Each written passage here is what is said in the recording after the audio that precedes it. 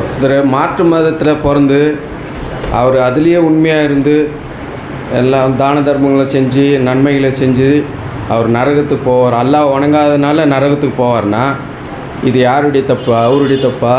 இல்லை அவர் சொர்க்கத்துக்கு தான் போகணுன்னு அல்லாஹ் முடிவு பண்ணியிருந்தா அவர் ஏன் இஸ்லாமியெல்லாம் பிறக்க வைக்கக்கூடாது? அவர் பிறந்திருந்தாக்கா அவரே சொர்க்கத்துக்கு போயிருப்பார்ல. அப்படி இல்லைனாக்கா நான் மாற்று மதத்தில் பிறந்திருந்தாலும் அவருக்கு நல்ல அறிவை கொடுத்து பைபிளு, குரானு, ருக்வேதம், யஜுர்வேதம், சாமாதர்வனவேதத்தெல்லாம் படித்து அவருக்கு நல்ல ஞானத்தை கொடுத்துருந்தா அவர் திரும்பி வந்திருப்பார் இஸ்லாத்துக்கு. அதையும் கொடுக்காம மாற்று மதத்தில் பிறந்த ஒரே காரணத்துக்காக அவர் நன்மைகளை செஞ்சு நரகத்துக்கு போவார்னா இது யாருடைய தவறு? அதாவது சகோதரர் என்ன கேட்குறாங்கன்னா, விதி தொடர்பாக ஒரு கேள்வியை கேட்குறாங்க. அவங்க சொல்லக்கூடிய பாயிண்ட் அதுதான். விதி தொடர்பாக என்ன செய்கிறாங்க? ஒரு கேள்வியை கேட்குறாங்க. இந்த கேள்வி எதனால் ஏற்படுதுன்னு சொன்னோம்னா, இஸ்லாம் விதி தொடர்பாக எப்படி நம்ப சொல்கிறதோ அதை சரியாக புரிந்து கொண்டால் அவங்க கேட்ட கேள்விக்கு என்ன செஞ்சிடும்? விடை வந்துவிடும். என்னன்னு சொன்னோம்னா, பொதுவாக நாம் எல்லாமே நம்புகிறோம், எல்லாம் அல்லாஹ்வுடைய விதிப்படி தான் நடக்குது. நம்முடைய பொதுவாக நம்பிக்கை குர்ஆன் அதை தான் சொல்லி காட்டுது. நம்ம இஸ்லாத்தை நம்ப வேண்டிய அடிப்படையாக நம்பிக்கைகளில் ஒன்று ஆமன்து பில்லாஹி வ மலாயிகத்திஹி வ குதுபிஹி வ ருசுலிஹி வல் யௌமில் ஆஹிர் வல் கத்ரி கைரிஹி வ ஷர்ரிஹி மினல்லாஹி தஆலா. அல்லாஹ்வையும் அவனுடைய வானவர்களையும் அவனுடைய வேதங்களையும் அவனுடைய தூதர்களையும் அவனுடைய மலக்குமார்கள் வேதங்களையும் மறுமை நாளையும் நமக்கு ஏற்படக்கூடிய நல்லது கெட்டது எல்லாமே அல்லாஹ்வுடைய விதிப்படி தான் ஏற்படுது அப்படின்னு நாம் நம்புவது இஸ்லாத்துடைய அடிப்படையான நம்பிக்கைகளில் ஒன்று. இந்த நம்பிக்கைகளில் எந்த ஒன்றை ஒருவர் மறுத்தாலும் அவர் யார் தான்? காஃபிர். இஸ்லாம் விதியை நம்ப சொல்லக்கூடிய அதே காலகட்டத்தில் அந்த விதியை எப்படி நம்ப வேண்டும் என்று இஸ்லாம் நமக்கு என்ன செஞ்சிருக்கு? வரையறுத்து தந்திருக்கு. அதை மீறி நாம் நம்பினோம் என்று சொன்னால் அது நாம தான் தப்பாக விதியை வழங்கிறோமே தவிர இஸ்லாம் சொன்னது கிடையாது. நபிகள் நாயகம் ஸல்லல்லாஹு அலைஹி வஸல்லம் விதியை நம்பக்கூடிய விஷயத்தில் மனிதர்களுக்கு 4 அளவுகளை சொல்கிறாங்க. முதலாவது அளவுகோல் என்னவென்று சொன்னால், இஹ்ரிஸ் அலாமா என்ஃபோ, உனக்கு எது நன்மையாக இருக்குமோ அதில் நீ ஆசைப்படு அப்படின்னு இஸ்லாம் என்ன செய்ய சொல்லுது. முதல் விஷயத்தில் விதிப்படி தான் எல்லாம் நடக்கும், நாம் நம்பணும். அதே நேரத்தில் எந்த ஒன்றும் நடப்பதற்கு முன்பாக நம்முடைய அறிவை கொண்டு எது சரியானது எது பயனுள்ளது என்று மனிதன் சிந்திக்க வேண்டும் என்று இஸ்லாம் என்ன செய்யுது சொல்லுது. இப்போ நம்ம ஒரு ஊருக்கு போகிறோம், 2 பாதை இருக்கிறது. ஒரு பாதை கற்கள் முட்கள் கண்ணாடி கொள்ளக்காரங்க விஷ ஜந்துக்கள் எல்லாம் நிறைஞ்ச பாதை. இன்னொரு பாதை பாதுகாப்பான ஒரு சாலைன்னு வச்சுக்கிடுங்க. இப்போ நம்ம அறிவு பிரகாரம் நம்ம எந்த சாலையில் போகணும்னு சொல்லுவோம்? எந்த சாலை சரியான சாலையோ பாதுகாப்பான சாலையோ அதில் தான் நம்ம என்ன செய்ய வேண்டும்? போகணும்னு சொல்லுவோம். இல்லை எனக்கு விதிப்படி தான் நடக்கும், விதி என்னன்னு நடந்த பிறகு தான் சொல்ல முடியும். ஒன்றுடைய விதி என்ன என்பது எப்போ தான் சொல்ல முடியும்? நடந்த பிறகு தான் என்ன செய்ய முடியும்? சொல்ல முடியும். நடப்பதற்கு முன்பாக உனக்கு நன்மையானது நீ ஆசைப்படி இஸ்லாம் என்ன செய்ய சொல்லுது. அப்போ நடக்கிறதுக்கு முன்னாடி நன்மையானது எது? எந்த பாதிப்பு இல்லாத ரூட்டில் போகிறது தான் நன்மையானது. ஓலான செய்கிறாரு, நான் முள்ளு கிடக்குது கல் கிடக்குது இறைவன் விதிப்படி தான் நடக்கும்னு சொல்லி அவர் போனான்னு வச்சுக்கிடுங்க. இவர் தனக்குத்தானே அழிவை தேடிக்கொண்டாரே தவிர இவர் எதன் மீது பழி போடக்கூடாது? நான் செஞ்ச செயல் மீது பழி போடக்கூடாது. மறுமை நாளில் இந்த உலகத்தில் இணை வைத்த மக்கள் எல்லாம் அல்லாஹ்ட்ட போய் சொல்லுவாங்க. அதாவது லவ் யஷா உல்லாஹுமா அஷ்ரக்னா, அல்லாஹ் நாடி இருந்தால் நாங்களும் எங்கள் முன்னோர்களும் இணை வைத்திருக்க மாட்டார்கள். இந்த சகோதரர் கேட்டாரா இல்லைங்களா? இதே கேள்வியை நபிகள் நாயகம் காலத்தில் யார் சொன்னாங்க? மக்கா முஷ்ரிக்கீன்கள் கேட்டாங்க. சகோதரர் சுலைமான் விளங்குறதுக்கான கேட்டிருக்காரு. அவங்க எந்த கோணத்தில் கேட்டால் அல்லாஹ் ஆலம், ஆனால் விளங்குறதுக்கான தான் கேட்டிருப்பாங்க, நம்ம நம்புகிறோம். ஆனால் இதே கேள்வி யாராவது கேட்கப்பட்ட கேள்வி? மக்கா முஷ்ரிக்கீன்களால் கேட்கப்பட்ட கேள்வி. என்ன கேட்டாங்க? என்ன சொன்னாங்கன்னா, அல்லாஹ் நாடி இருந்தா மறுமையில் சொல்லுவாங்களாம், அல்லது இந்த உலகத்தில் அவங்க சொன்னாங்க, அல்லாஹ் நாடி இருந்தா நாங்களும் எங்கள் முன்னோர்கள் என்ன செஞ்சிருக்க மாட்டோம்? இணை வைத்திருக்க மாட்டோம் அப்படின்னு என்ன செஞ்சாங்க? அவங்க சொன்னாங்க. ஆனால் அல்லாஹ் ரப்புல் ஆலமீன் இந்த மாதிரி பேசுறது குஃபுருங்களாம். ஒருத்தன் ஒரு தப்புல இருக்கிறான்னு வச்சுக்கிடுங்க, தான் செய்வது சரியா தவறா என்று சிந்தித்து அதிலிருந்து தன்னுடைய அறிவை கொண்டு விடுபடாமல் தவறில் நீடித்து கொண்டே விதியின் மீது பழி போட்டால் அவன் காஃபிர். இப்போ ஒரு ஆள் தண்ணி அடிச்சுக்கிட்டு இருக்காரு, தண்ணி அடிக்கிறவன்ட்டு போய் எப்பா தண்ணி அடிக்க பாவம், அது உன்னுடைய குடும்பத்துக்கு நாசம், சமுதாயத்துக்கு நாசம், உடலுக்கு நாசம் எல்லாம் சொல்லும்போது அந்த பாவத்திலேருந்து அவன் விடுபடணும். எதை கொண்டு விடுபடணும்? தன்னுடைய அறிவை கொண்டு அவன் என்ன செய்யணும்? விடுபடணும். அல்லாஹ் நாடுனா என்னென்ன செய்வான்? தண்ணி அடிக்கிறத விட்டு அல்லாஹ் என் உள்ளத்தை மாற்றுவான். அப்படி பேசுகிறான் வச்சுக்கிடுங்க, அவன் யார் தான்? காஃபிர் தான். ஏன்னு சொன்னோம்னா எந்த ஒரு விஷயத்தையும் எது சரி எது தவறு என்பதை அறிவை கொண்டு சிந்திப்ப வேண்டும் என்று தான் மார்க்கம் என்ன செய்து முதல்ல சுட்டி காட்டு. நீ நடந்த பிறகுதான் அது விதி. நடக்கிறதுக்கு முன்னாடி கொஞ்சம் அறிவை கொண்டு சிந்தித்துப்பார். இந்த உலகத்தில் பல மதங்கள் இருக்குது, பல மார்க்கங்கள் இருக்குது, பல கொள்கைகள் இருக்குது. இஸ்லாம் எல்லா மனுஷனுக்குமே சிந்திக்கக்கூடிய அறிவை கொடுத்துருக்குது. ஒரு ஆள் ஒரு ஒரு படைப்பினத்தை கும்பிடுறாரு. ஒரு படைப்பினம் ஏதோ ஒரு கல்லையோ ஒரு பொருளையோ ஏதோ ஒரு படைப்பினத்தை நினைச்ச கும்பிடுறாரு.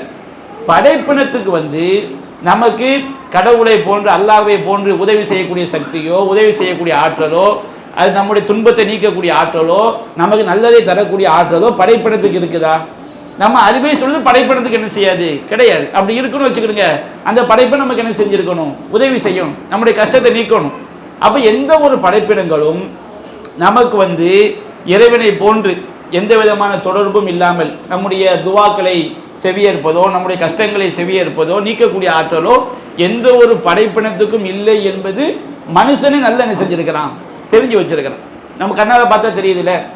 நான் இந்த சீப்புட்ட போய் சாப்பாடு கேட்க மாட்டேன். இது ஒரு சாதாரண ஒரு சீப்பு தான். இது எனக்கு என்ன செய்ய முடியாது, ஒன்றும் பண்ண முடியாது, நல்லா தெரியுதுல்ல. இதே சீப்பை நான் ஒரு உருவமாக படைச்சு வச்சோன்னே அதுக்கு நான் சொன்னதை கேட்குது, நான் சொன்னதை பார்க்குது, அது எனக்கு எல்லா உதவியும் செய்ய நம்புனா அது யாருடைய அறிவில் உள்ள குறை? மனித அறிவில் உள்ள குறை. இது இஸ்லாம் என்ன செய்யுது? எந்த படைப்பினங்களும் நமக்கு இறைவனை போன்று உதவி செய்ய முடியாது, படைப்பினங்களுக்கு கடவுளாகக்கூடிய தகுதி இல்லை என்பதை தெள்ள தெளிவான சான்றுகளை இஸ்லாம் சொல்லுது. இஸ்லாத்தை விடுங்க, மனித அறிவே அதை என்ன செய்யும் சொல்லும். மனித அறிவே அதை என்ன செய்யும் சொல்லும். எந்த மனித அறிவை வச்சு, அதாவது தன்னுடைய மனித அறிவை வச்சு படைப்பினங்கள் கடவுளை போன்று கஷ்டத்தை நீக்கும், இறைவனை போல நமக்கு உதவி செய்யணும் யாராவது நிரூபித்து காட்ட முடியுமா? நிரூபித்து காட்ட முடியாது. அப்போ படைப்பினங்களால் முடியாது என்பது கண்ணால் பார்த்து நம்ம என்ன செய்கிறோம்? தெரிந்து கொள்கிறோம். கடவுள் என்பவன் எந்த ஒரு படைப்பாகவும் இருக்க முடியாது என்பது அறிவு சொல்லக்கூடிய விஷயம். அப்போ கடவுள் என்பவன் யாருக்கும் பிறந்திருக்க முடியாது என்பது அறிவு சொல்லக்கூடிய விஷயம். கடவுள் என்பவனுக்கு தாய் இருக்க முடியாது, தாய் இருந்தால் அந்த கடவுளை விட தாய் பலமிக்க, கடவுளையே பெற்றெடுத்த தாய் எப்படி இருப்பா? கடவுளுக்கு தாய் எப்படி இருப்பா? கடவுளை விட பலமானவளாக இருப்பார். இது அறிவு சொல்ல, சிந்திக்கிறதுக்கு பெரிய வேத அறிவு தேவை கிடையாது. கடவுள் நம்ம சொல்ல, நம்மை விட உயர்ந்தவன் கடவுள், எல்லாவற்றும் ஆற்றல் பெற்றவன் கடவுள் அப்படின்னு சொன்னோம்னா நாம் எந்த படைப்பிடத்தையும் என்ன செய்ய முடியாது? கடவுளாக்க முடியாது. இது குரானை படிக்க வேண்டியது இல்லை, இதுக்கு எஜூரு சாம அதர்மன எந்த ஒன்றையும் படிக்க வேண்டியது இல்லை. நம்ம அறிவை சிந்திச்சு பார்த்தா நமக்கு தெளிவான செய்யும் தெரியும். நாம் ஒருவனை கடவுளாக ஏற்க வேண்டும் என்றால் எந்த படைப்பினத்துக்கும் அந்த தகுதி இல்லை என்பதை நம்முடைய அறிவு என்ன செஞ்சிடும்? தெளிவாக சொல்லிடும். கடவுள் தூங்கக்கூடியவனா இருக்க முடியாது. கடவுள் தூங்கக்கூடியவனா தான் யாரு கிடையாது? கடவுள் கிடையாது. கடவுள் ஒவ்வொரு வினாடியை லட்சமாக பங்கு வைத்தான், கோடியாக பங்கு வைத்தான், அந்த நேரத்தில் அவன் உயிரோடு இருக்க வேண்டும். கடவுள் என்பவன் எங்கிருந்து அழைத்தாலும் கேட்கக்கூடியவனாக இருக்க வேண்டும். கடவுள் என்பவன் எங்கிருந்து அழைத்தாலும் பார்க்கக்கூடியவனாக இருக்க வேண்டும். கடவுள் என்பவன் வானம் பூமி எல்லாவற்றையும் கண்காணிக்கக்கூடியவனாக இருக்க வேண்டும். இப்படி எல்லா குறைகளை விட்டு கடவுள் அப்பாற்பட்டவனாக இருக்க வேண்டும். இப்படி ஒரு மனித அறிவை கொண்டு சிந்தித்தாலே அவன் கடவுளாக எடுத்துக்கொள்ள வேண்டிய எல்லா தகுதியும் யாருக்கு மட்டும்தான் இருக்கிறது ஒத்துக்கொள்வான், அல்லாஹ்க்கு மட்டும். வேறு எந்த மதங்கள்லையும் இந்த உலகம் சொல்லக்கூடிய கொள்கைகள்லையும் கடவுளாக இருக்கக்கூடிய தகுதி, கடவுள் என்ற ஒரு மனிதன் ஏற்றுக்கொள்ளக்கூடிய தகுதி இஸ்லாம் சொல்லக்கூடிய அல்லாஹ்வை தவிர வேறு யாருக்கும் இல்லை என்று என்ன செய்யலாம்? தெளிவாக அறிந்து கொள்ளலாம். அல்லாஹ் ஒருவன் தான் கடவுள் என்பதற்கு திருக்குரான் கியாமத் நாள் வரைக்கும் நிற்கக்கூடிய ஒரு அற்புதமாக இஸ்லாம் செஞ்சு தந்திருக்குது. அப்போ மனித அறிவை கொண்டு எந்த ஒன்றையும் நடப்பதற்கு முன்பாக எது சரி என்பதை அறிவை கொண்டுதான் தீர்மானிக்க வேண்டும் என்பது இஸ்லாம் சொல்லக்கூடிய அடிப்படை. இன்னொன்று விளங்கிடுங்க. இப்போ ஒரு பொண்ணுக்கு மாப்பிள்ளை பார்க்குறோம் வச்சுக்கிடுங்க. அப்போ நம்ம என்ன செய்வோம்? எல்லா விதிப்படி நடக்கும்னு சொல்லி குடிக்காரன் கொள்ளக்காரன் கஞ்சாக்காரனுக்கு போய் கட்டி கொடுக்க முடியுமா? மாப்பிள்ளை பார்த்தா மாப்பிள்ளை நல்ல மாப்பிள்ளையா, நல்ல குடும்பத்தை காப்பாற்றுவாரா, படிச்சிருக்காரா, நல்ல அகலாக்கு இருக்கிறாரா, தொழுகையாளியாக இருக்கிறாரா, ஒரு பொண்ணு பார்த்து அப்படி தான் செய்வோம். நம்ம அறிவை கொண்டு நாம் தீர்மானித்து நம்ம சரியாக இருந்தால் அதுக்கு பிறகு என்ன அடுத்து வர்றேன் நம்ம முதல்ல இஸ்லாம் என்ன சொல்லுது? அறிவை கொண்டு தான் தீர்மானிக்க வேண்டும். ஒரு பாவத்தில் இருந்து விடுபடாமல் இருப்பதற்கு எவன் விதியை காரணம் காட்டுகிறானோ அவன் காஃபிர்னு குரான் தெளிவாக சொல்லுது. அல்லாஹ் ரப்புல் ஆலமீன் திருமறை குரானில் அல்லாஹ் சொன்னால் நீங்கள் உங்களுக்கு அல்லாஹ் தந்த செல்வத்திலிருந்து ஏழைகளுக்கு என்ன செய்யுங்க? தர்மம் செய்யுங்க அப்படின்னு அல்லாஹ் சொன்னான். அல்லாஹ் சொன்னவுடனே குரானில் வந்து குரான் சொல்லி காட்டுது, நுத்துழிமுனா மல்லோ யஷா அல்லாஹு அத்தாமனா, அல்லாஹ் தான் நீ உணவளிக்கக்கூடிய நீங்கள் சொல்கிறீங்க, அல்லாஹ் உணவளிக்க நாடியவங்களுக்கு நாங்கள் ஏன் உணவளிக்க வேண்டும் அப்படின்னு செஞ்சாங்க, கேள்வி கேட்டாங்க. இது முட்டாள்தனமான ஒரு கேள்வி. ஏன்னு சொன்னால் அல்லாஹ் உணவளிப்பன்னு சொன்னால் அவன் எப்படியெல்லாம் உணவளிக்க சொல்கிறானோ அப்படிலாம் அவன் உணவளிப்பான். அல்லாஹ் என்ன செய்வான், அவன் நேரடியாக நமக்கு உணவு தருவான். வானத்தின் மழை இறக்கி நமக்கு உணவு அல்லாஹ் தருவான். அல்லாஹ் என்ன செய்வான், நமக்கு ஒரு படைப்பினங்கள் மூலமாக உதவியை கொண்டு வந்து அல்லாஹ் சேர்ப்பான். நம்ம வீட்டுக்கு போகிறோம், ஒரு கணவர் வீட்டுக்கு போகிறாரு, மனைவி ஆக்கி வச்சிருக்கிறாங்க. இப்போ அந்த மனைவி மூலமாக அந்த உணவை ஆக்கி இவருக்கு கிடைக்க வேண்டும்னு யார் நாடி இருக்கிறான், அல்லாஹ் நாடி இருக்கிறான். அப்போ படைப்பினங்கள் வந்து அல்லாஹ் ரப்புல் ஆலமீன் அவனுடைய உதவியை நேரடியாகவும் தருவான், தன்னுடைய படைப்பினங்கள் மூலமாகவும் அல்லாஹ் என்ன செய்வான், தருவான் என்பது குர்ஆன் சொல்லக்கூடிய அடிப்படை. அப்போ நாம் ஒருவருக்கு உதவி செய்து அல்லாஹ்வுடைய அல்லாஹ் நமக்கு என்ன செய்ய மறுமை நாள கூலியை தருவான், நன்மையை தருவான் குர்ஆன் என்ன செய்து சொல்லுது. இவன் என்ன செஞ்சான், ரிஸ்க் வழங்குறவன் அல்லாஹ் தானே. அப்போ அந்த அல்லாஹ்வுக்கு கொடுக்க வேண்டிய நாங்களுக்கு தர்மம் செய்யணும் என்ன செய்தான்.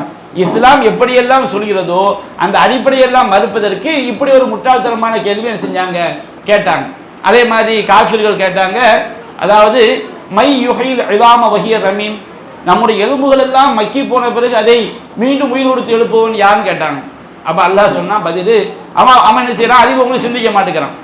அல்லாஹ் கேட்குறான், ஹல்லாத்தா அதல் இன்சானி ஹீனு மின ஜஹிர் லம் யகுன் ஷையம் மதுக்கூரா, மனிதனுக்கு ஒரு காலம் இருந்தது, அந்த காலத்துல என்னவா இருந்த, உனக்கு வயசு 40னா 41 வருஷத்துக்கு முன்னாடி நீ யாரு சொல்லு, 41 வருஷத்துக்கு முன்னாடி நீ யாரு, எவனா சொல்ல முடியுமா? எனக்கு வயசு 41 வச்சுக்கிடுங்க, 42 தாயுடைய வயத்துல நான் உண்டாவதும்னா நான் யாரு, நான் ஒண்ணுமே கிடையாது. அப்போ ஒண்ணுமே இல்லாம இருந்த ஒன்றை வந்து இறைவன் வந்து ஒரு விந்து துளியாக்கி அதை கருமுட்டையாக்கி அதை கருவாக்கி அதுக்கு எலும்புகளை போர்த்தி அல்லாஹ் தாயுடைய வயத்துல வளர வச்சு உன்னை குழந்தையா வெளியே கொண்டு வந்து உன்னை படிப்படியா ரப்பு வந்து வளர்த்தெடுக்கலையா? ஒண்ணுமே இல்லாம உன்னை படைத்த இறைவனுக்கு நீ அழிஞ்சு போன பிறகு உண்டாக்குற கஷ்டமா? அல்லாஹ் கேட்கறான், அந்து மஷத்து ஹல்கன் அமி சமாவ பனாகா, உங்களை படைக்கிறது கஷ்டமா வானத்தை படைக்க கஷ்டமா? அல்லாஹ் கேட்கறான். மனுஷனை படைக்கிறது கஷ்டமா வானத்தை படைக்கிறது கஷ்டமா? செஞ்சு பார்த்தா வானத்தை படைக்கிறது ரொம்ப கஷ்டம். அந்த வானத்தையே அல்லாஹ் என்ன செஞ்சிட்டான், ரஃபா சம்கஹா ஃபஸவ்வாஹா வஅகதஷ லைலஹா வஅஹரஜ லுஹாஹா, அதனுடைய முகடுகளை உயர்த்தி சீராக்கி அவனுடைய இரவை வந்து சூழ வைத்து முற்பகலை வெளிப்படுத்தி ரப்பு செஞ்சிருக்கிறான். ஒன்றும் வெளியே கொண்டு வந்து பெரிய கஷ்டமா? மை யுஹில் இல்லாம வஹிய ரமீம், நாம் எலும்புகளாக மக்கி போன பிறகு நம்மை மீண்டும் உயிர் பற்றி எழுப்பவன் யாருன்னு மனிதன் கிடைக்கணும். குல் யுஹி ஹதலி அன்ஷாஹா அவ்வளவு மர்ரா, உன்னை முதலாக எவன் படைத்தான், ஒண்ணுமே இல்லாத அல்பமான துளியிலிருந்து உன்னை படைத்த ரப்புக்கு உன்னை மீண்டும் படைப்பது என்ன கிடையாது, பெரிய ஒரு விஷயம் கிடையாது. குர்ஆன் என்ன செய்ய பதில் சொல்லுது. அப்ப அந்த மாதிரி எதுக்கு குர்ஆனை படிக்கணும், எதுக்கு எஜூர் சாம அதர்வன வேதங்களை படிக்கணும், எல்லாத்தையும் கரைச்சி குடிக்கணும் அப்படின்னு அவசியம் இல்லை. அறிவை கொண்டு சிந்திச்சாலே என்ன செய்யலாம், நம்ம நேர் வழியை பெற முடியும். ரெண்டாவது, நடந்த பிறகுதான் விதி, நடக்கிறதுக்கு முன்னாடி அறிவை கொண்டு என்ன செய்யணும், சிந்திக்கணும். ரெண்டாவது, வஸ்தஈன் பில்லாஹ், அல்லாஹ்ட்ட உதவி தேடும். இப்போ நாம் என்ன செய்யறோம், ஒரு தொழில் தொடங்க போகிறோம், தொழில் தொடங்கிறதுக்கு முன்னாடி நம்ம என்ன தொழில் பண்ண போகிறோம், அது எந்த இடத்துல வைக்கலாம், சரியான தொழிலாக இருக்குமா, மார்க்கம் வந்து ஹராமான தொழிலா ஹலாலா, இதெல்லாம் பார்த்து அறிவை கொண்டு சிந்திச்சு இது சரியாக இருந்தால் தொழிலை துவங்கிடும். தொழிலை துவங்கின பிறகு இஸ்லாம் என்ன சொல்லுது, அல்லாஹ்ட்ட உதவி தெரியும், அல்லாஹ் நான் தொழிலை துவங்கியிருக்கிறேன், நீ எனக்கு உதவி செய். மூணாவது, வலா தஅஜஸ், நீ வந்து இயலாமல் ஆகிவிடாது. ஒரு தொழிலை துவங்கின பிறகு அல்லாஹ்ட்ட உதவி தேடின பிறகு உழைக்கணும். கடவுள் ஒரு பரீட்சையில் ஃபஸ்ட்டு மார்க் எடுக்கணும்னு வச்சுக்கிடுங்க, ஃபஸ்ட்டு பள்ளிக்கூடத்துக்கு போகணும், பாடங்களை நல்லா கவனிக்கணும், அல்லாஹ்ட்ட உதவி தேடணும். அல்லாஹ்ட்ட உதவி தேட புக்கை மூடி வச்சுட்டு உட்கார்ந்தா ஃபஸ்ட்டு மார்க் எடுக்க முடியுமா? எடுக்க முடியாது. அந்த பாடங்களை என்ன செய்யணும், சோர்வு இல்லாமல் படிக்கணும். இரவு பகலை எல்லாம் உட்கார்ந்து என்ன செய்யணும், பாடங்களை படிக்கணும். இந்த மூன்றையும் நம்ம செஞ்சிட்டோம். மூன்றையும் செஞ்ச பிறகு சில நேரங்களில் நம்ம நினைச்சதுக்கு மாற்றமாக நடக்கலாம். நல்லா படித்து பரீட்சை எழுதியிருப்போம், என்ன செஞ்சுருப்போம், பரீட்சை எழுதும்போது ஏதாவது தலைவலி ஏதாவது வந்து சரியாக எழுத முடியாமல் போயிட்டுன்னு வச்சுக்கிடுங்க, ஃபெயிலாக போயிட்டோம். நடந்து முடிஞ்ச பிறகு விதின்னு நம்பு, ஃபைன் அசாபக ஷைவுன், உனக்கு ஏதாவது பாதிப்பு உண்டாகிவிட்டால் ஃபலா தகுல் அன்னி லவ் ஃபால்து கதா கான கதா வ கதா, அப்படி நடந்தா இப்படியா இருக்குமே, இப்படி நடந்தா அப்படியா இருக்குமே, நடந்த பிறகு பேசாது. இது எல்லாம் எப்போ பேசணும், நடக்கிறதுக்கு முன்னாடி என்ன செய்யணும், அறிவை கொண்டு யோசிக்கணும். அப்போது நமக்கு ஒரு கரெக்டாக நம்ம நடக்கிறோம், ஒரு ரோட்டில் போகிறோம், ஹெல்மெட் போட்டுக்கிட்டோம், கரெக்டாக பிரேக் பிடிக்கிற வண்டியில் போகிறோம், சரியான வேகத்தில் போகிறோம், கரெக்டாக எல்லாம் கரெக்டாக போகிறோம், முன்னாடி ஒன்றும் தண்ணி அடிச்சு நம்ம மேலே மோதி கைகால் முடிஞ்சுன்னு வச்சுக்கிடுங்க, இது அல்லாஹ்வுடைய விதின்னு நடந்தோம். இதுக்கு மேலே இந்த உலகத்தில் யார் என்ன சொல்ல முடியும்? நான் கேட்குறேன், இந்த உலகத்தில் வந்து ஒருத்தன் கரெக்டாக போகிறான், கரெக்டாக போகும்போது இன்னொருவன் செய்த தவறினால் அவனுக்கு வந்து பாதிப்பு உண்டாயின்னு வச்சுக்கிடுங்க. இவன் வந்து இது இறைவன் தந்த விதின்னு அவன் நம்பினா மட்டும்தான் அவனுக்கு வந்து அது வந்து விடுபட முடியும். இஸ்லாம் சொல்லக்கூடிய இந்த அடிப்படையை விட வேற எந்த அடிப்படையும் எந்த நாத்தியவாதியும் யாரும் என்ன செய்து விட முடியாது, சொல்லிவிட முடியாது. அவங்க தன்னம்பிக்கை எடுக்கக்கூடாதும்பாங்க. அந்த தன்னம்பிக்கையை தான் நம்ம என்ன சொல்கிறோம், அல்லாஹ்னு நம்பிக்கையை வைக்கிறோம். அல்லாஹ்னு வைக்க நம்பிக்கையை விட பெரிய நம்பிக்கை என்ன இருக்குது? இறைவன் நமக்கு உதவி செய்வான். இறை நம்பிக்கையை தான் அவனை மீண்டும் எழுச்சி பெற வைக்கும். இஸ்லாம் வந்து அது குருட்டாம் போக்கில் வந்து எல்லாத்தையும் செஞ்சுட்டு விதியை நம்மளும் இஸ்லாம் சொல்லலை. அதே நேரத்தில் நமக்கு சொர்க்கமாக நரகமானது எப்போ தெரியும்? ஆகிரத்துல தெரியும். இந்த உலகத்தில் நமக்கு நடக்கக்கூடிய பாதிப்பு இந்த உலகத்தில் தெரிஞ்சிடும். நம்ம அல்லாஹ்வுடைய விதி நம்பிட்டு போயிடுவோம். சொர்க்கமா நரகமா எப்போ தெரியும்? ஆகிரத்துல தெரியும். அப்போ நம்ம சொர்க்கமா நரகமானு நம்ம போகிறதுக்கு இந்த உலகத்தில் என்ன செய்யணும்? நீ சொர்க்கத்தை போகணும்னு ஆசைப்படுற, நரகத்தை இஸ்லாம் சொல்ல நம்பிக்கை சரிதான் அப்படின்னு நம்புனா ஒருத்தன் வந்து அதெல்லாம் இஸ்லாம் சொல்ல பொய்யுங்க, இஸ்லாம் நரகம்லாம் பொய்னா நீ எதுக்கு இந்த கேள்வி கேட்குற? இஸ்லாம் சொல்ல பொய். ஒருத்தன் வந்து என்ன செய்யறான், சுடுகாட்டில் பேய் இல்லைங்கிறான். பேய் இல்லைன்னு சொன்னா வச்சுக்கிடுங்க, அவன் சுடுகாட்டில் போய் தூங்குறதுக்கு பயப்படலாமா? பேய் இருக்குன்னு நம்புறான் வச்சுக்கிறான். அவன் நீ ஏன்டா பயப்படுற, பேய் வந்து தாக்கிடுங்கிறான். அவன் உண்மை நம்புறான். ஒருத்தன் என்ன செய்யறான், பேய் இல்லை நம்புறான். அவன் பேய் இருக்கு நம்புறவன்ட போய் ஓன் பேய் என்ன மட்டும் ஏன் தாக்குதுன்னு கேள்வி கேட்டா, அவன் நம்புறான். நீ என்ன செய்யல, நம்பல நீ எதுக்கு கவலைப்படுற? ஒருத்தன் வந்து நம்பவே இல்லை, அந்த பேய் இருக்கு, ஒரு நம்பவே இல்லை. ஒருத்தன் பேய் இருக்கு நம்ப, அந்த பேய் வந்து தன்னை அடிச்சிடும், தன்னை சாப்பிட்ரும் அப்படின்னு நம்புறான்னு வச்சுக்கிடுங்க. ஏன் பேய் இல்லைங்கிறவன் போய் உன் பேய் என்ன கொன்றுமா, அது என்ன உன் பேய் என்ன வந்து கொல்ல வருது கேட்டால், டேய் நீ நம்புனா அதை நம்பிட்டு போ, நம்பிட்டு நீ அப்படி கேள்வி கேளு. நம்பதானே வச்சுக்கிடுங்க. அதான் பொய்யை நீ நம்பிட்டு, நீ பொய்ன்னு சொன்ன பிறகு அது என்ன கடவுள் என்ன தூக்கி நரகத்துக்கு போடுறாரு? நீ ஏன் அதை பற்றி கவலைப்படுற? நீ பொய்ன்னு சொல்ல எது கவலைப்படுற? எவன் வந்து அதுக்கு பயப்படுறானோ அவன் தான் அதுக்கு என்ன செய்யணும், கவலைப்படணும். இப்போ நம்ம கவலைப்படுற நரகத்துக்கு போய் விழுந்தா நம்ம ஏன் கவலைப்படுறோம்? நாம் அதை உண்மைன்னு நம்புகிறோம். அந்த நரகத்துக்கு போயிடக்கூடாதுன்னு பயப்படுறோம். நான் சொர்க்கத்துக்கு போகணும்னு ஆசைப்படுறோம். இவங்க நம்பவே இல்லை. ஒரு சாரா நம்பவே தான் வச்சுக்கணும். சொர்க்கம் நரகம்னா பொய்யின்னாச்சு. அது என்ன உங்கள் அல்லாஹ் என்ன எங்களுக்கு நரகத்துக்கு போகிறான்னு கேட்டால் அந்த கேள்விக்கு உனக்கு என்ன நியாயம் இருக்குன்னு கேட்குறேன். நியாயம் வேணும் இல்லை. நம்பாத ஒருத்தன் வந்து அதுக்கு அப்படி ஒன்று பொய்ன்னு சொன்ன பிறகு இப்போ வந்து ஒரு ஆள் கடவுள் இருக்குங்கிறாரு, ஒரு ஆள் கடவுள் இல்லைங்கிறாரு. கடவுள் இருக்குது இல்லைன்னு சொல்லி வாதம் பண்ணி ரெண்டு பேர் கடவுளை பற்றி நினைக்கிறாங்க. ஒரு ஆள் ஒரு பொருளை கடவுளுங்கிறார், இன்னொரு ஆள் என்ன செய்யறாரு இன்னொரு பொருளை கடவுளுங்கிறாரு. அவங்களுக்குள்ள எது உண்மையான கடவுள் என்ன செய்யலாம், வாதம் வரலாம். ஒரு ஆள் கடவுளே இல்லைங்கிறாரு. இவர் வந்து அல்லாஹ் கடவுளை இயேசு கடவுளாங்கிற வாதத்துக்குள்ளே போகலாமா? ஒரு ஆள் கடவுளே இல்லைங்கிறாரு. இப்போ ஒரு ஆள் அல்லாஹ் இறைவன் தானே உண்மையான கடவுள், ஒரு ஆள் இயேசு தானே உண்மையான கடவுள், ரெண்டு பேர் வாதம் பண்ணால் வச்சிருக்காங்க. அது ஒரு லாஜிக் இருக்கு.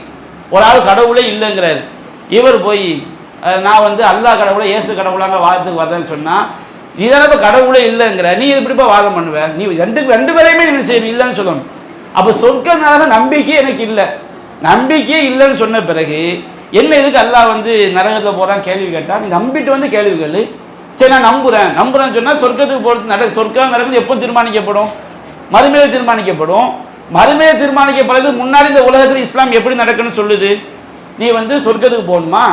சஹாபாக்கள் கேட்குற அல்லாஹ்வின் தூதரே, அல்லாஹ் தான் சொர்க்கம் நரகம் எல்லாம் முடிவு பண்ணிட்டான்ல, நாம் எதுக்கு நல்லறங்கள் செய்யணும்? அப்போ நபியான சொன்ன பதில் என்ன? யஅமலு, நீங்கள் நல்லறங்கள் செய்யுங்கள். குல்லும் யஸமிமா குலிக்கலஹு, ஒவ்வொரு மனிதனும் அவன் எதற்காக படைக்கப்பட்டானோ அது அவனுக்கு லேசாக்கப்படும். இது இஸ்லாம் சொல்லக்கூடிய விதி. விதியை நம்பும்போது நபியான சொன்ன எல்லாத்தையும் நம்பணும். மறுமையில் எனக்கு சொர்க்கம் கிடைக்கும்னா அல்லாஹ் விதித்து விட்டால் நம்புறதோட நல்லறங்கள் செய்தால்தான் கிடைக்கும் இஸ்லாம் என்ன செய்ய சொல்லுது. அப்போ நான் மௌத்தார வரைக்கும் என்ன செய்யணும்? நல்லறங்கள் செய்யணும். நம்புறவங்க நல்லறங்கள் செய்யணும். அப்போ ஒருத்தன் நான் வந்து நம்பவும் மாட்டேன், அல்லாஹ் ஏன் நரகத்தில் என்ன போகிறேன் கேள்வியும் கேட்பேன். அந்த கேள்வி வந்து புதர்க்கமான கேள்வி. அப்போ ஒன்று நம்பி விட்டால் நம்பிக்கைக்கு பிரகாரம் அந்த கேடு வராமல் இருப்பது என்ன செய்யணும், அதை செய்யணும். இப்போ ஒரு ஆள் செய்கிறாரு, ஒரு முள் கல்லுலாம் கிடைக்கு, இந்த ரோட்டில் போனால் எனக்கு எதுவுமே ஆகாது நம்புறான்னு வச்சுக்கிடுங்க. நம்ம சொல்ல முள் கல்லுலாம் கிடைக்குது, நீ ரோட்டில் போனால் உனக்கு டயர் வந்து பஞ்சர் ஆயிடும் போகாதங்கிறோம். அப்போ என்ன செய்யணும், அப்படிலாம் பஞ்சர் ஆகாதுன்னு சொல்லிட்டு அப்படிலாம் நடக்காதுன்னு சொல்லிட்டு நீ என்ன என் டயர் பஞ்சர் ஆகும்னு சொல்லி கோவப்பட்டா அது லாஜிக் இல்லாத கேள்வி. நம்ம வந்து முள்ளில் போனால் பஞ்சர் ஆகும், கல்லில் போனால் பஞ்சர் ஆகும், அப்படி நடக்காதுன்னு சொல்லிட்டு அது எப்படி என் டயர் பஞ்சர் ஆகும்னு சொல்கிறீங்கன்னு கேட்டால் நீ பஞ்சர் ஆகும் நம்புனா சரியான பாதையில் போ. ஒரு நம்பிக்கையே இல்லைன்னு சொன்னோம்னா எங்கள் மேலே என்ன செய்யக்கூடாது, கோவப்படக்கூடாது. அப்போ சொர்க்கம் இருப்பது உண்மை, நரகம் இருப்பது உண்மைன்னு ஒரு நம்பிட்டான் வச்சுக்கிடுங்க. எதுக்கு உங்க அல்லாஹ் வந்து எங்களை தூக்கி நரகத்தை போறாங்க கேட்டால் நம்பிட்டேன்னா கரெக்டாக அல்லாஹ் சொர்க்கத்துக்கு போகிறது என்ன சொல்கிறேன் அதை செய். நம்பலன்னு சொன்னோம்னா நீ என்ன செய்யக்கூடாது, அந்த கேள்வி என்ன செய்யக்கூடாது. மறுமையை நடக்கும்போது அது உண்மையா பொய்யான்னு என்ன செஞ்சுக்கலாம், தீர்மானிச்சுக்கலாம். அதனால வந்து யாரெல்லாம் இதை நம்புறாங்களோ அவங்களுக்கு இஸ்லாம் என்ன சொல்லுது, நீ வந்து இஸ்லாம் கொள்கையை தெளிவாக எடுத்து வச்சுட்டா இல்லையா. யாரெல்லாம் அல்லாஹ் இணை வைக்காம அவனை வணங்குறாங்களோ அவங்களுக்கு சொர்க்கம், அவங்களுக்கு நரகம். ஒரு ஆள் இந்துவா இருக்கிறாரு, அவருக்கு அது செய்தி இஸ்லாம் சொல்லி கேள்விப்படுறாரு, அவர் நம்பாமல் இருக்க போது அவர் கொள்கையில் உறுதியா இருக்காரு. ஒரு கிறிஸ்தவர் இஸ்லாம் சொல்வது பொய்ன்னு நினைக்கிறாரு, அதனால அவர் உறுதியா இருக்கிறார். அப்போ அவர் இஸ்லாம் சொல்வதை பொய்ன்னு நினைக்கும் போது அவர் என்ன கேள்வி கேட்கக்கூடாது, அது என்ன இஸ்லாம் எங்களை நரகத்துக்கு போது கேட்கக்கூடாது. ஏன்னா உன்னுடைய பார்வையில் அது பொய், பொய் என்றால் நடக்காது. நாங்கள்லாம் மூட நம்பிக்கையை சொந்தக்காரர்கள். அப்ப எங்களை மூட நம்பிக்கைன்னு சொல்லிட்டு போகணுமே தவிர நம்பாத ஒருவன் எனக்கு அந்த விளைவு கிடைக்குமான்னு கேள்வி கேட்க தப்பு. நம்பிவிட்டால் என்ன செய்ய வேண்டும், அந்த நம்பிக்கைக்கு சரியாக நடக்க வேண்டும். அப்போ முதல்ல ரெண்டு ஒன்று முடிவு பண்ணணும். ஒரு ஆள் இந்துவா இருக்கிறாரு, ஒரு ஆள் கிறிஸ்தவரா இருக்கிறாரு, அவர் இஸ்லாம் சொல்லக்கூடிய சொர்க்கம் மேலே நம்புறாரா இல்லையா.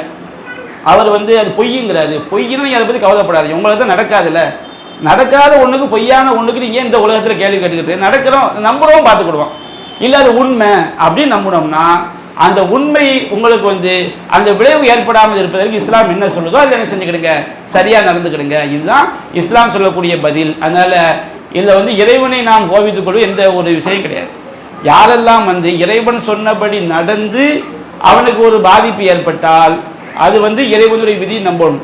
இறைவன் சொன்னதுக்கு மாற்றமாக நடந்து அதனால் பாதிப்பு ஏற்பட்டால் அது அவன் தன்னைத்தானே நொந்து கொள்ள வேண்டுமே தவிர இறைவன் மீது பழி போடுவது என்ன கிடையாது, அர்த்தம் கிடையாது. குரான் ரெண்டா பிரித்து சொல்லுது. என்ன சொல்லுங்க, குரான் அப்படிதான் படிச்சு பாருங்க. நபிகள் நான் ஏதாவது அல்லாஹ் சொல்றா லஹரல் ஃபசாது ஃபில் பர்ரி வல் பஹ்ரி பிமா கஸபத் ஐதின்னாஸ், தரையிலும் கடலிலும் மனிதர்கள் செய்த பாவங்களினால் கேடு நேர்ந்து விட்டது. அல்லாஹ் சொன்னதுக்கு மாற்றமா நாம நடந்து நமக்கு ஒரு பாதிப்பு ஏற்பட்டா அந்த பாதிப்பு நம்மால் ஏற்பட்டது தான். நாம் அல்லாஹ் சொன்னபடி நடக்கிறோம், கரெக்டாக நடக்கிறோம். நமக்கு ஒரு பாதிப்பு ஏற்பட்டுச்சுன்னா இந்த உலகத்தில் நமக்கு ஒரு பாதிப்பு ஏற்பட்டுச்சுன்னா அது விதிப்படி அல்லாஹ் நம்ம சோதிக்கிறதுக்காக நடந்தது. நம்ம அல்லாஹ் சொன்னது மாற்றமாக நடந்து ஏற்பட்ட பாதிப்பு நம்மால் ஏற்பட்டது. அல்லாஹ் சொன்னபடி நடந்து நமக்கு ஒரு பாதிப்பு ஏற்பட்டால் அது விதிப்படி நடந்தது. மறுமையை பொறுத்த வரைக்கும் நாம் அல்லாஹ் சொன்னபடி இந்த உலகத்தில் வாழ்ந்து மரணித்தால் கண்டிப்பாக கண்டிப்பாக கண்டிப்பாக மறுமை என்னதுதான், சொர்க்கம் தான். அதனால் அந்த விதி என்ன செய்யாது, மாறாது. அதனால் இதை நாம் இஸ்லாம் சொல்லக்கூடிய இந்த விதி அடிப்படையை வந்து தெளிவாக விளங்கி கொண்டால் இந்த கொஸ்டினுக்கு ஈஸியாக என்ன செஞ்சிடும், பதில் கிடைச்சிடும். அதுதான் அதற்குரிய பதில். இஸ்லாம் மற்றும் சமுதாய செய்திகளை அறிந்து கொள்ள தமிழ்நாடு தௌஹீத் ஜமாஅத் யூடியூப் பக்கத்தை உடனடியாக சப்ஸ்கிரைப் செய்து கொள்ளுங்கள். மேலும் பெல் பட்டனையும் கிளிக் செய்து கொள்ளுங்கள்.